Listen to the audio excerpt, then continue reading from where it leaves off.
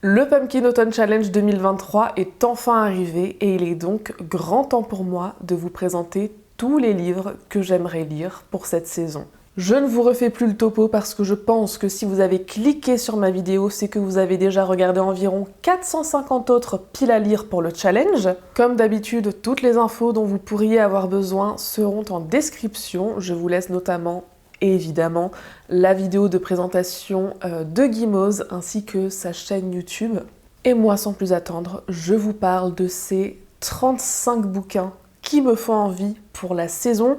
Alors, j'appelle ça pile à lire comme d'habitude, même si en réalité je me calque un petit peu sur le modèle de ma palle de l'année dernière et aussi de celle que j'ai faite pour cet été, donc la vidéo qui est sortie juste avant celle-ci. C'est-à-dire qu'en réalité, il s'agit plus d'une énorme liste de lectures que j'ai littéralement bombardée de tous les livres qui me font envie en ce moment et qui évidemment rentrent dans les catégories du Pumpkin Autumn Challenge, plutôt qu'une stricte pile à lire physique, parce que vous verrez, c'est ridicule, je n'ai que 4 livres parmi tous ceux que je vais vous présenter, et le reste, on verra.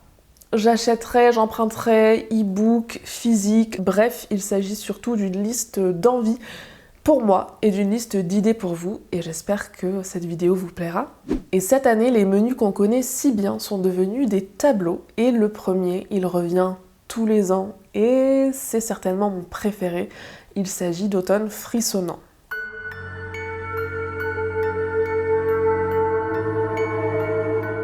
Et dans cette première catégorie, Viens flotter avec nous, qui est placée sous le signe, comme d'habitude, de l'horreur, de l'épouvante, du thriller, du fantastique, j'ai casé pas moins de 7 bouquins.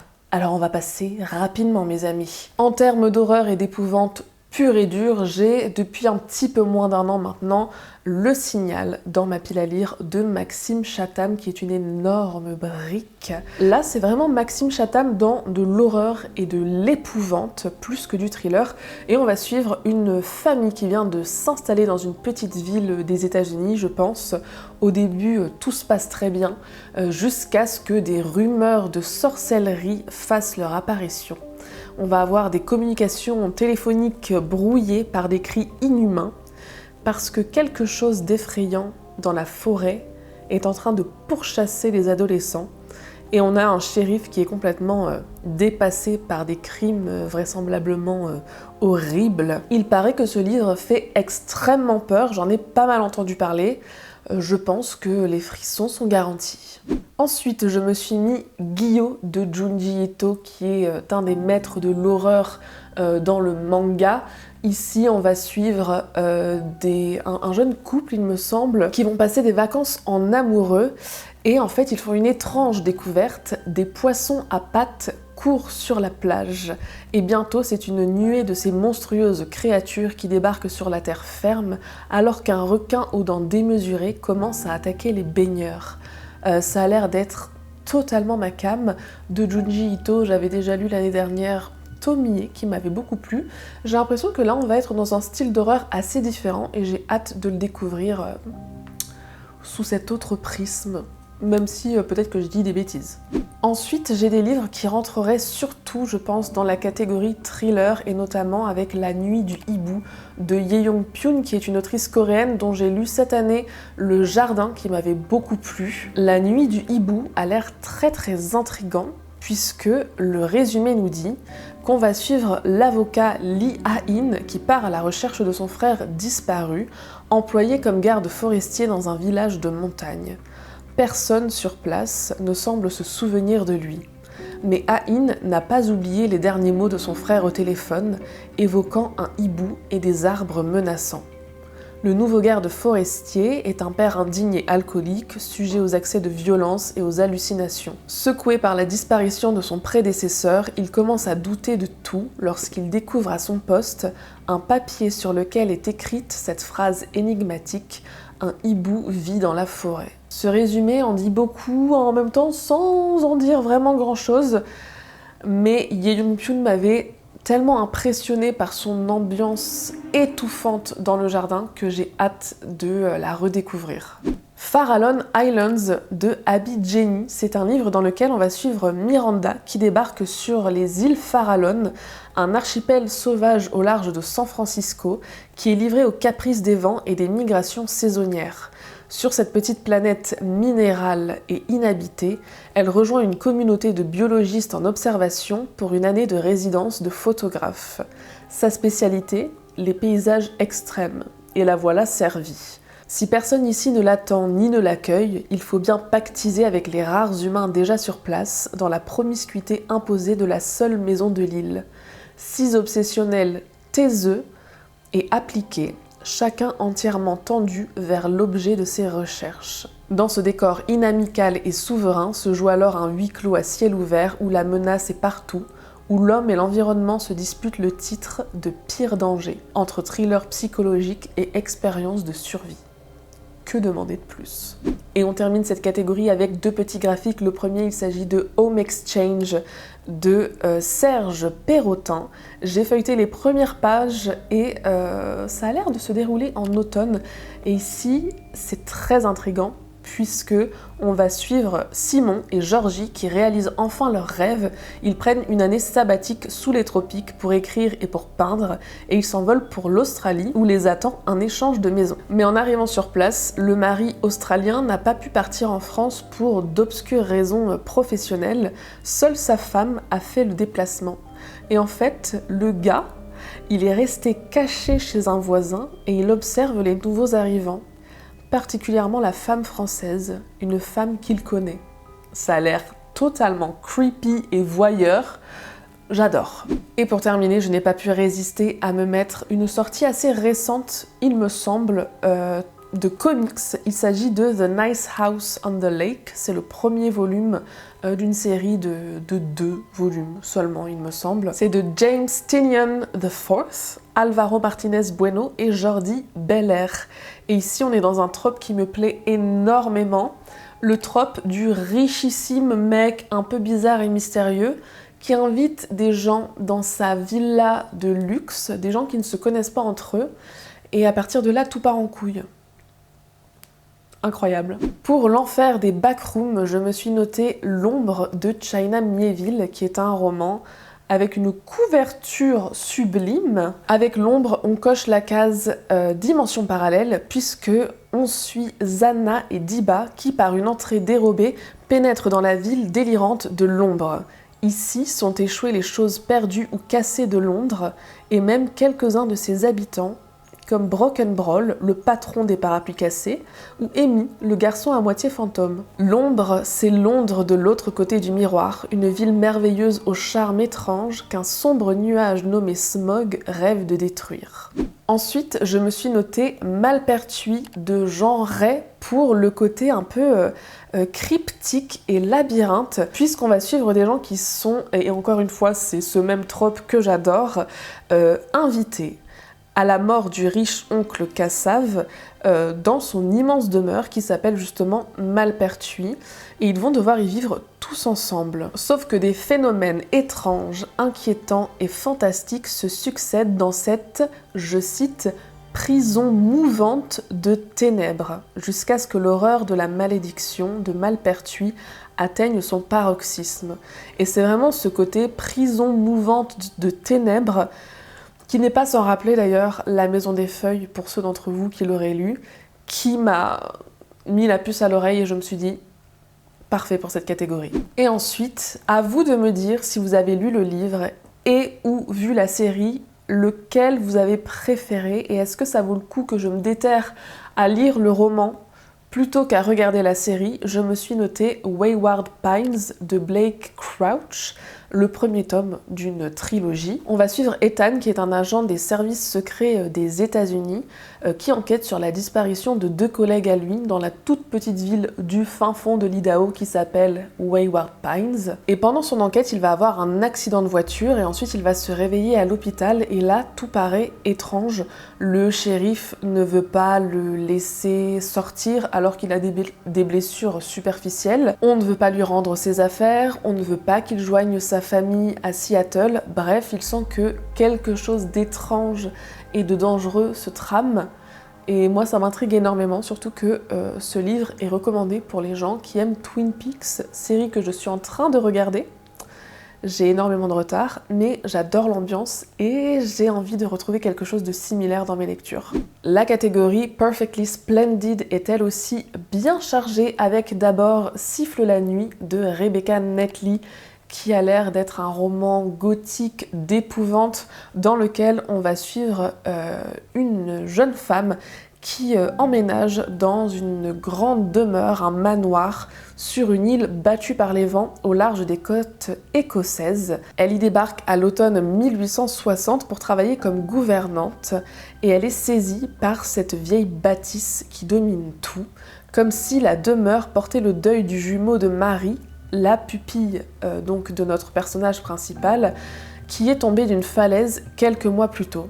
Et pourtant, au manoir, personne ne parle de lui, ni la tante, ni les domestiques, et encore moins la petite fille elle-même. En revanche, au village, il se murmure que la chute de William n'avait d'accident que le nom. Et notre protagoniste va être témoin d'étranges phénomènes, des bruits de pas dans le grenier, une mystérieuse berceuse qui résonne chaque soir dans le couloir désert, et le plus glaçant de tous, un sifflement funeste qu'on dirait presque irréel.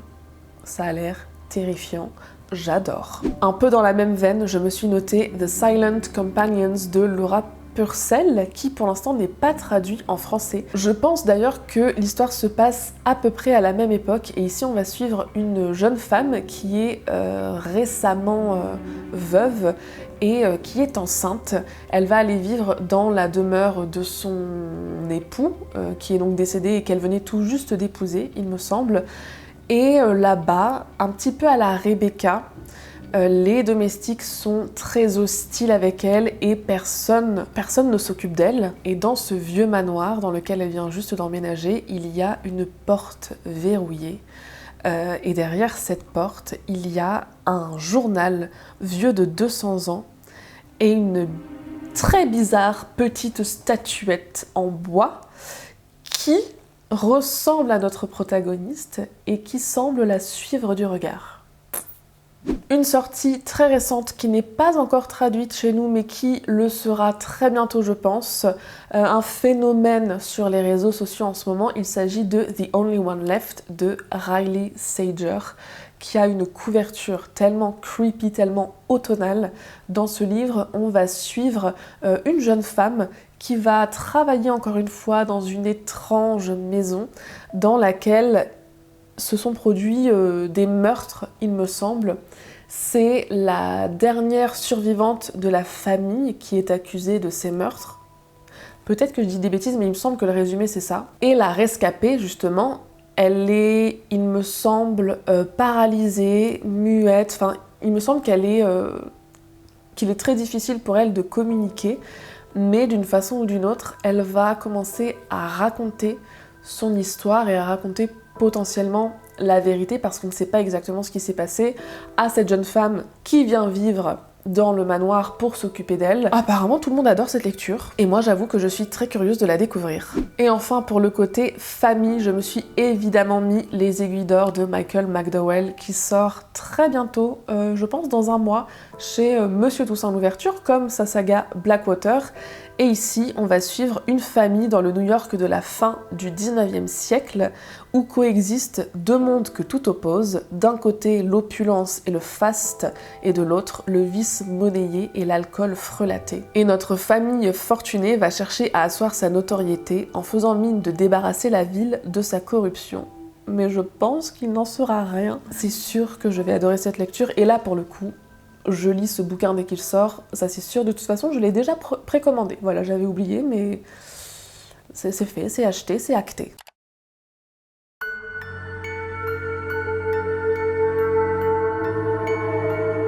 Notre deuxième tableau est lui aussi un grand classique, il s'agit d'Automne, douceur de vivre, et pour la première catégorie, Something Wicked This Way Comes. D'ailleurs, si vous n'avez toujours pas lu ce chef-d'œuvre de Ray Bradbury, La Foire des Ténèbres en français, qu'attendez-vous? C'est un livre merveilleux. Je me suis évidemment casée parce que dans cette catégorie, tous les ans, depuis 2 ou 3 ans, je pense, je me case justement à un Ray Bradbury et cette fois-ci, j'ai mis Le Pays d'Octobre, qui est un recueil de nouvelles qui, je pense, va être encore une fois extrêmement poétique, imagé, mélancolique. Vous savez que j'adore Ray Bradbury et je suis quasiment sûre d'aimer cet ouvrage. Pour le côté cauchemar, j'ai noté Call Down the Hawk de Maggie Stiefvater, qui est le spin-off de sa saga The Raven Boys, que vous savez que j'adore, et qui, pour info, est totalement traduite en français pour celles et ceux d'entre vous qui ne liraient pas l'anglais. Je ne vais pas trop vous en dire parce que dans Call Down the Hawk, qui est d'ailleurs le début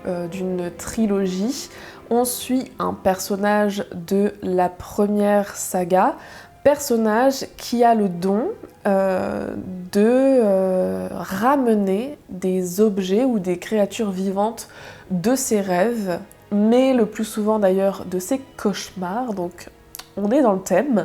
Et enfin, je me suis noté un petit roman jeunesse, encore un premier tome d'une saga, Terreur à Smoke Hollow de Catherine Arden. Il sort très bientôt en poche si ça vous intéresse, et on nous dit que c'est un mix de Chair de poule et de Stranger Things pour les enfants de 8 à 12 ans. J'adore les romans jeunesse, j'en lis assez peu, mais à chaque fois que j'en lis, qui sont en plus dans cette ambiance d'Halloween et un petit peu horrifique, je passe un très bon moment. Et on va suivre Holly, qui est une jeune fille de 11 ans qui trouve un livre étrange, enfin qui le sauve de la noyade, si on peut dire ça comme ça, parce que elle a surpris une femme qui jetait ce livre dans la rivière, elle l'a récupéré, et je crois qu'à partir de là, il y a une espèce de peut-être de malédiction qui s'abat sur elle. En tout cas, elle va devoir affronter des événements paranormaux. Et on change de vibe avec la deuxième catégorie qui s'appelle Poupée de souvenirs automatique à votre service, puisque c'est une référence à un animé que je n'ai pas encore vu. Je me suis dit que j'allais rester dans cette ambiance un petit peu japonisante. Je me suis mis Souvenir de Marnie, qui a été adapté en animé par les studios Ghibli. J'ai déjà vu ce film qui est très mélancolique, très nostalgique et un peu deep honnêtement, mais je trouve qu'il passait extrêmement bien pour tous les mots-clés que Guimauve nous a choisis. On suit Anna, une petite orpheline solitaire qui est envoyée sur la côte est de l'Angleterre pour profiter du climat. Et entre deux rêveries à travers les dunes, elle rencontre la fantasque Marnie et la paix intérieure qu'il y a à s'ouvrir au monde. Mais à peine découvre-t-elle le bonheur de l'amitié que Marnie disparaît. C'est une écriture délicate, pleine d'émotions, empreinte d'une douce poésie. Que demander de plus? Et encore une fois, vous allez me dire, rien à voir avec le Japon, mais je trouve qu'il y a une petite vibe Ghibli dans cette saga. Je me suis noté une prière pour les cimes timides. C'est la suite d'un psaume pour les recyclés sauvages de Becky Chambers, dans lequel on suit un moine de thé qui rencontre un robot alors que les robots avaient disparu depuis très longtemps. C'est un genre de petit conte philosophique qui fait du bien, tout simplement. Et donc il tape dans le mille pour cet automne douceur de vivre. Pour la dame chouette des îles bouillantes, quoi de plus witchy que le Slewfoot de Brom, que je vois tourner sur le booktube anglophone depuis 2 ans, ou peut-être 1 an, peut-être que je m'emballe. On est dans le Connecticut en 1666, et on va suivre une jeune femme, Tabitha, qui est veuve et qui est un petit peu seule et vulnérable. Et elle va éveiller une espèce de créature qui vit dans les bois, un genre de démon, enfin je ne sais pas ce qui va se passer, mais ça va créer du fight entre les païens et les puritains. Ça parle d'entités diaboliques, de religion, de puritanisme, d'obscurantisme, de sorcellerie. Ça a l'air vraiment incroyable. Celui-ci, je sais que Cornelius l'a déjà et j'aimerais bien le lire avec lui. Il ne reste plus qu'à l'acheter, hein, clairement. Et puis évidemment, je me suis mis la suite de La 9e maison de Leigh Bardugo. Il s'agit de Jusqu'en enfer, c'est sorti très récemment. On suivait dans le premier tome une jeune fille qui était à l'université de Yale et qui était là pour surveiller l'activité des maisons, enfin des espèces de sociétés secrètes qui font leurs petits trucs discretos à l'université. Et il était question de meurtres, d'espèces de rituels, de plein de trucs bizarres sur lesquels notre protagoniste était censé enquêter. Le premier tome, au début, c'était un petit peu le bordel, je me souviens, mais j'avais beaucoup aimé cette histoire et je n'ai qu'une hâte, c'est de savoir ce qu'il en est. Il me semble que l'histoire se termine avec ce deuxième tome. Je crois pas que ce soit une trilogie. Dites-moi si je me trompe, parce que j'ai un petit doute. Et enfin, pour la loi fondamentale de l'échange équivalent, je n'ai pas vraiment galéré puisque j'ai un petit book club sur Patreon et en septembre on lit Méduse de Martine Desjardins, dans lequel on va suivre une jeune femme qui est apparemment difforme physiquement, ça a à voir avec ses yeux. C'est une espèce de conte un petit peu cruel, un peu gothique, je sais pas exactement ce qui va se passer, mais voilà, c'est ma lecture commune de ce mois-ci, donc je l'ai mise dans cette catégorie.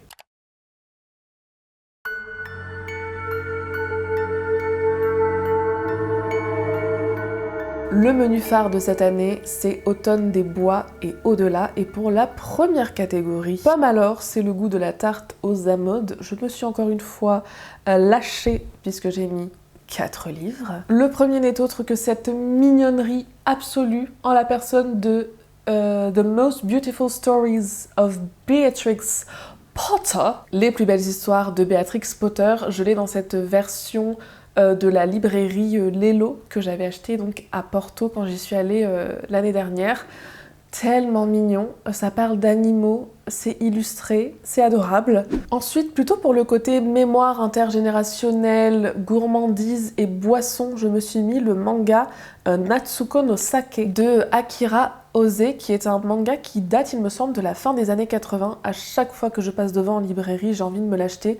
On suit une jeune femme qui travaille dans la publicité à la base et qui, à la mort de quelqu'un, oui, à la mort de son frère, mon Dieu, elle décide de reprendre l'entreprise familiale et l'entreprise de saké. Le problème, c'est qu'elle ne connaît rien à l'agriculture ni à la production de ce breuvage et elle va affronter le scepticisme des uns, la jalousie des autres et elle va devoir relever tous les défis pour s'imposer et donner vie à son rêve. Ça a l'air génial. Les parts oubliées de Charmaine Wilkerson qui vient de sortir là pour la rentrée littéraire. En anglais, c'est Black Cake. J'en ai beaucoup entendu parler. C'est encore une fois un livre qui a énormément plu. Je sais que Jeannot en a parlé assez récemment sur sa chaîne. On va suivre Byron et Benny qui découvrent les dernières volontés de leur mère qui leur a laissé un gâteau dans le congélateur. Qu'il découvre après sa mort. Il découvre également un enregistrement audio qu'elle a réalisé avant de mourir et elle y livre l'histoire d'une jeune nageuse venue d'une île des Caraïbes forcée de quitter son pays natal après avoir été accusée de meurtre. Et on a donc un frère et une sœur qui vont découvrir les multiples strates du secret qui entourent leur arbre généalogique. Enfin, plutôt pour le côté altruisme, tendresse, aide, guide, je me suis mis Le fort intérieur de Stella Benson qui me donne tellement des vibes style Kiki la petite sorcière. Quand je lis le résumé, ça a l'air adorable. En plus, l'objet livre en français est absolument magnifique et vraiment le résumé me vend du rêve puisque on nous dit « Le regard sans cesse accroché au ciel, constellé de bombes allemandes, Sarah Brown n'a pour toute richesse que sa valise, baptisée Humphrey, de bonnes intentions et une bienveillante inefficacité. Mais lorsqu'elle croise la route du fidèle Harold, un balai égaré par une sorcière londonienne, c'est pourtant bien à elle qu'il incombe de le restituer à sa propriétaire. Avec son chien David, Miss Brown découvre alors l'île Moufle, nichée entre la forêt enchantée et la commune de la Faérie, où se dresse une petite maison curieusement nommée le Fort Intérieur. Pour la catégorie Légende de la Hache Noire, je ne me suis vraiment pas foulée, puisque je suis en ce moment en train de regarder la saison 2 de La Roue du Temps, et que de voir cette adaptation me donne vraiment envie de continuer les bouquins, que je n'ai pas lu depuis un petit moment, je ne sais même plus à quel tome j'en suis, mais voilà, il faut que je continue La Roue du Temps.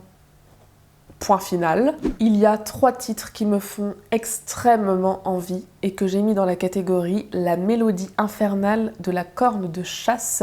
Le premier, c'est un bouquin qui n'est plus édité en français, qui s'appelle Hemlock Grove, qui a également donné suite à une adaptation en série télé. C'est de Brian McGreevy et ça se passe donc à Hemlock Grove en Pennsylvanie, qui n'est plus une petite ville paisible car dans les bois, le corps mutilé d'une jeune fille vient d'être retrouvé.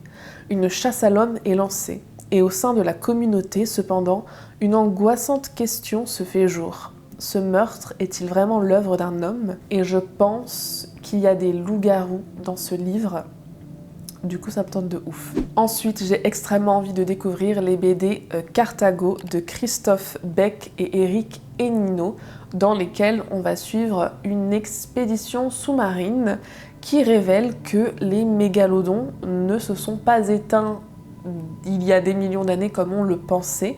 Et du coup, ça va bouleverser tout ce qu'on sait de la science et peut-être même de l'écologie de notre planète. Tout ce qui se passe sous l'océan, sur l'océan, c'est ma came. Et j'en viens donc au dernier titre que j'ai mis dans cette catégorie, qui n'est autre que Les naufragés du Wager, du Wager.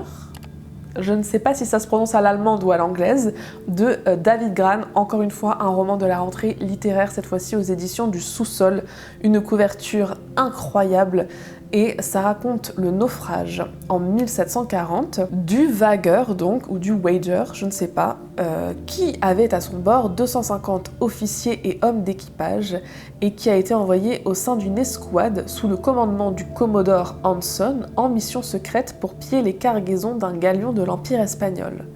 Sauf qu'après avoir franchi le Cap Horn, le navire fait naufrage. Et là, on va suivre le récit de plusieurs groupes de rescapés.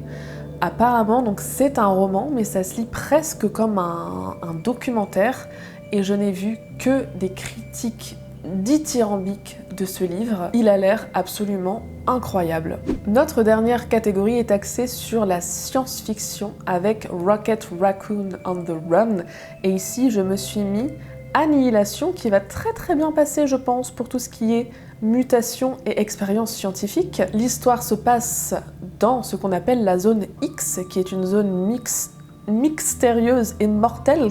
Et en expansion, 11 expéditions soldées par des suicides, des meurtres, des cancers foudroyants et des troubles mentaux. Et là, on a une 12e expédition. 4 femmes, 4 scientifiques seuls dans une nature sauvage et leur but, ne pas se laisser contaminer, survivre et cartographier la zone X. Là pour le coup j'ai déjà vu le film avec Nathalie Portman, qui déjà n'est pas mon actrice favorite, je l'avoue. Et en plus je me souviens, je m'étais dit mais what the fuck, genre j'ai rien compris, ça n'a aucun sens cette histoire. Mais j'ai entendu dire que les livres étaient assez différents, que c'est vraiment de la weird fiction, science-fiction, que tout le monde a adoré, et j'ai très envie de laisser leur chance au roman parce que je pense que ça peut carrément plus me plaire. Je crois que j'ai une tolérance beaucoup plus élevée à tout ce que je ne comprends pas en littérature, là où dans le cinéma ça a tendance à un petit peu me gaver. Bon, je pense que ça pourrait être pas mal. Un livre que j'ai envie de lire depuis extrêmement longtemps, premier tome de ce qui sera peut-être une trilogie, je suis pas exactement sûre, Dans la toile du temps de Adrian Tchaïkovski. Et là on suit la Terre qui est au plus mal. Ses habitants n'ont plus qu'un seul espoir, coloniser le monde de Kern, une planète lointaine spécialement terraformée pour l'espèce humaine. Mais sur ce monde vert paradisiaque, tout ne s'est pas déroulé comme les scientifiques s'y attendaient. Une autre espèce que celle qui était prévue, aidée par un nanovirus, s'est parfaitement adaptée à ce nouvel environnement et elle n'a pas du tout l'intention de laisser sa place. Et enfin, pour le dernier roman de ce tableau, je me suis acheté le prix Locus de cette année dans la catégorie meilleur premier roman. Il n'est donc pas encore traduit, mais je pense qu'il va attirer l'œil. Il s'agit de The Mountain in the Sea de Ray Naylor. Encore une fois, ça parle de créatures marines, ça parle d'océan. Je vais adorer, c'est sûr et certain. On suit une chercheuse, une biologiste marine qui est dépêchée de toute urgence dans un archipel vietnamien, puisque là-bas ils ont découvert une espèce de pieuvre intelligente qui sait communiquer. Et cet archipel, il a été racheté par une compagnie une compagnie de tech qui est connue pour son travail sur l'intelligence artificielle. Et ensuite, on a une espèce de troisième entité qui va essayer de s'emparer des recherches et des découvertes hyper importantes qui seront potentiellement faites. Je pense que l'appât du gain ou peut-être une potentielle création d'armes, j'en sais rien. Je ne sais pas ce qui va se passer, mais conflit d'intérêts sur une espèce vivante. Et d'ailleurs, les pieuvres, je crois, ne vont pas se laisser faire. Ça a l'air incroyable.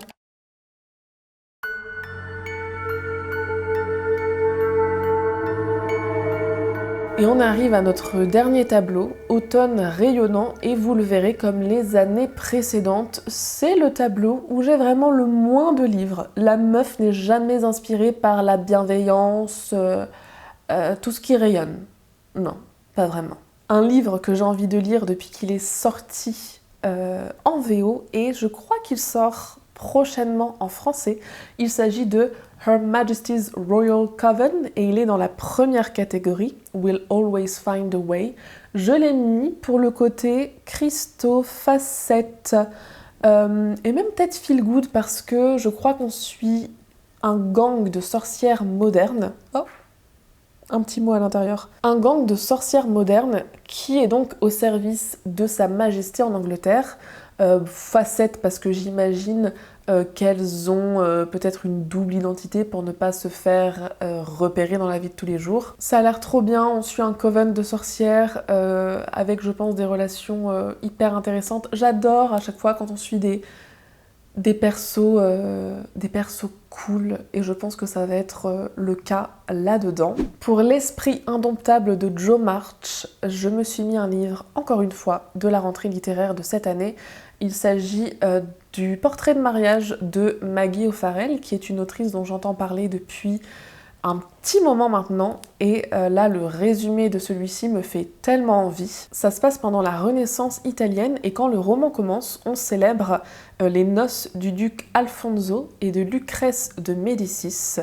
La fête est extravagante et la foule n'a Dieu que pour le couple. La mariée a 15 ans. Rien ne l'avait préparée à ce rôle.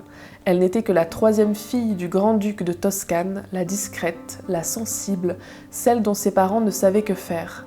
Mais le décès soudain de sa sœur aînée a changé son histoire. La fête est finie, Lucrèce est seule dans un palais immense et froid, seule face aux intrigues de la cour, seule face à cet homme aussi charismatique que terrifiant qu'est son mari.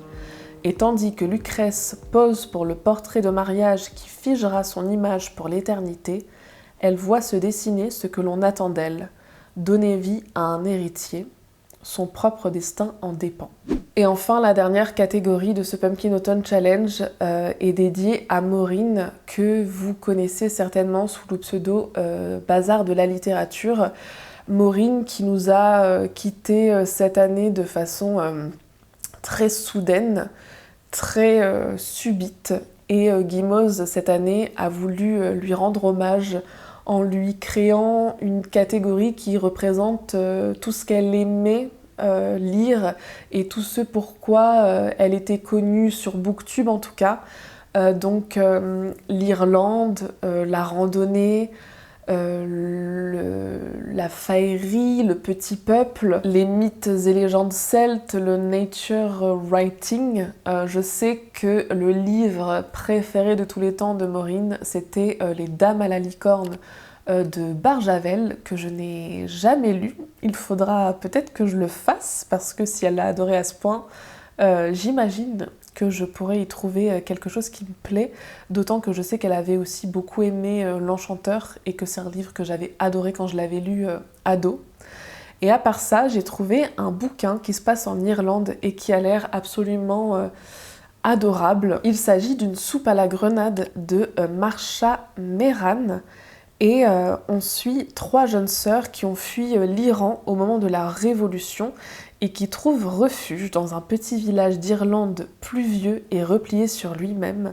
Elles y ouvrent le Babylone Café et bientôt les effluves ensorcelants de la cardamome et de la nigelle, des amandes grillées et du miel chaud bouleversent la tranquillité de cet endroit dont je ne sais pas prononcer le nom. Les habitants ne les accueillent pas à bras ouverts, loin s'en faut. Mais la cuisine persane des trois sœurs, délicate et parfumée, fait germer d'étranges graines chez ceux qui la goûtent. Apparemment, l'autrice s'est inspirée de sa propre histoire familiale pour composer ce roman chaleureux et sensuel où la cuisine joue le plus beau rôle.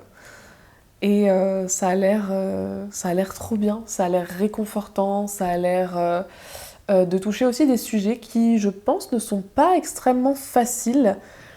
J'aime beaucoup cette collection de chez Piquet, leur collection Le Banquet, qui parle justement de nourriture et de tout ce que ça implique, parce que la nourriture, c'est pas juste manger, c'est aussi quelque chose d'extrêmement culturel, et enfin ça, c'est hyper important dans nos modes de vie et dans nos sociétés.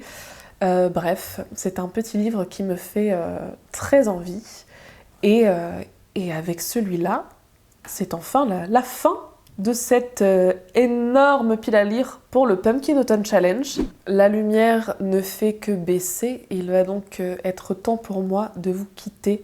J'espère que vous aurez passé un bon moment en regardant cette vidéo. N'hésitez pas à me dire si vous avez déjà lu certains de ces livres et ce que vous en avez pensé.